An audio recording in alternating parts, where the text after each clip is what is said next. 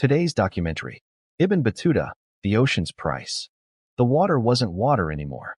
It was a boiling, churning chaos of splintered wood and screaming men. Salt burned his eyes, but the sight was worse. Pirate ships, closing fast. Their prows sliced through the wreckage of his vessel like knives. Ibn Battuta, the scholar from Tangier, clutched the last floating beam.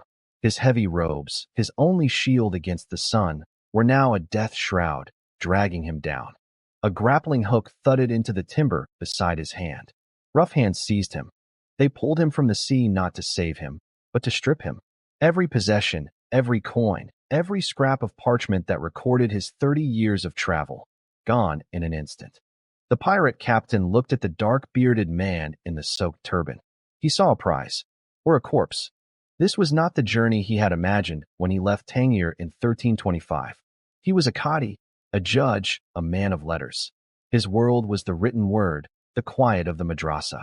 But a fire burned in him, a fire for the horizon. He had vowed, as a young man of 21, to travel the breadth of the Islamic world. He crossed the scorching Sahara, navigated the courts of sultans in Egypt and Anatolia, endured the mountain passes of Afghanistan. His olive-brown skin bore the marks of sun and sand. His dark eyes held the memory of 100 cities. For 20 years, he moved through lands of relative order, where the sultan's justice, however harsh, was a known quantity. Then, in 1342, he stood on the western shore of India and looked east. He was bound for China, lured by tales of its impossible wealth. To get there, he had to cross a lawless void, the Indian Ocean. This was a world without maps, without mercy. There were no navies here, no coast guard, just a vast, open highway for merchants and the predators who fed on them. The monsoons dictated life and death. You sailed with the wind, or you died. And you sailed knowing that on any horizon, a sail could appear that meant the end of everything. Then, they came, not from one direction, but two. Hindu pirates from the Malabar coast, in swift, shallow draft vessels that moved like water scorpions. The merchant captain panicked.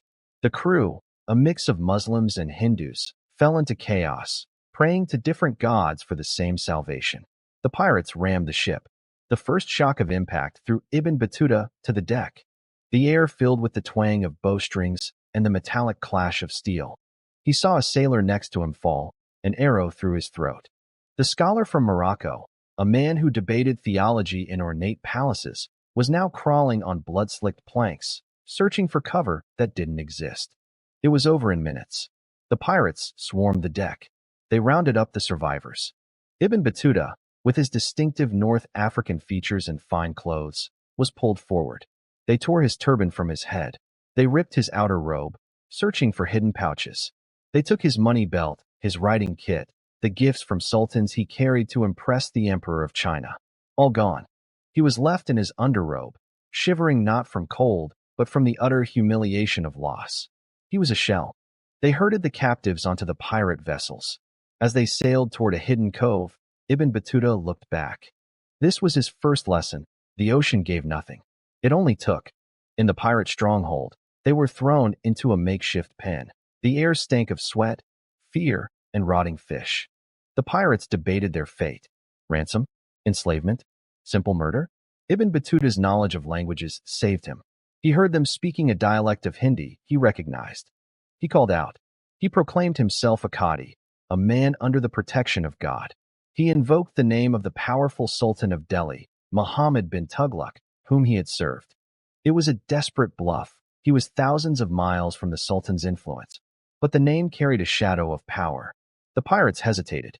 They didn't kill him. Instead, they stripped him further of dignity, making him and the other captives haul loot and repair ships. For days, he labored under the blistering sun, his judge's hands growing raw and blistered. He survived that first attack through a mixture of cunning and sheer, dumb luck. A local merchant, taking pity on the bedraggled scholar, negotiated a partial ransom. Ibn Battuta was released, but he was destitute. He had lost everything but his life and his faith. Most men would have turned back. Ibn Battuta pressed on. He managed to find passage on another ship, a smaller, faster vessel heading for the Maldives. He thought the worst was behind him. It was a false hope. The ocean was not done with him. Sailing from the Maldives towards Bengal, another storm hit. A typhoon of biblical fury. The ship was thrown like a toy. They were driven miles off course, shipwrecked on the coast of what is now Sumatra. Again, he was stripped by local bandits. Again, he was left with nothing. Yet, his reputation as a scholar and traveler began to precede him. In the port of Samudra Pasai in Sumatra, he was recognized by a fellow Muslim who had heard of the Moroccan wanderer. He was given shelter, new clothes, a fresh turban to wrap around his proud, weary head. He recuperated, and the fire rekindled. China still called. He boarded a Chinese junk, part of a massive trading fleet. For weeks, the voyage was serene. They passed through the Strait of Malacca into the South China Sea. It was his second and most devastating false hope. Without warning, a fleet of over 20 war junks emerged from a fog bank. Cannons roared, not the gunpowder weapons of later centuries, but primitive bombards that filled the air with smoke and terror. The merchant fleet scattered. Ibn Battuta's ship was isolated, surrounded. The pirates boarded.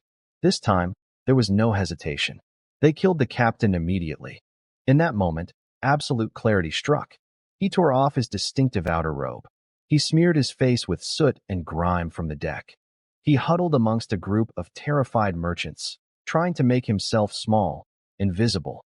The pirates moved through the captives, dragging out those who looked like fighters or officers. They passed him by. He was just another filthy, cowering merchant. They took him prisoner, along with a handful of others, and transferred them to the pirate flagship. For a week, he lived in the belly of that ship, listening to the pirates celebrate their plunder above. He understood nothing they said.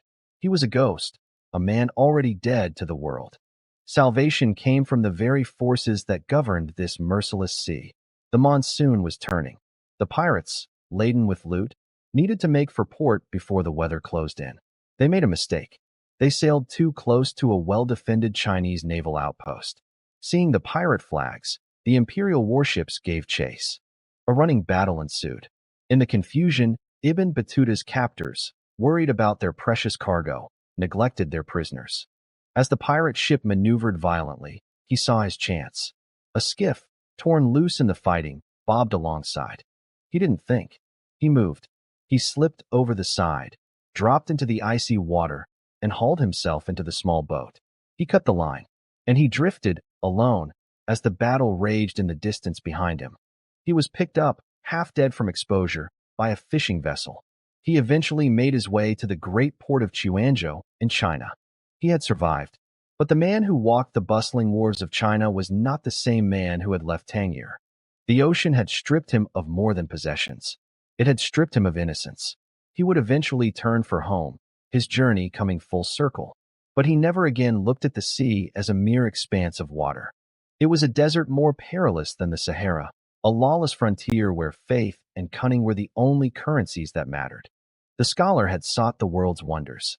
The ocean taught him the world's ruthlessness.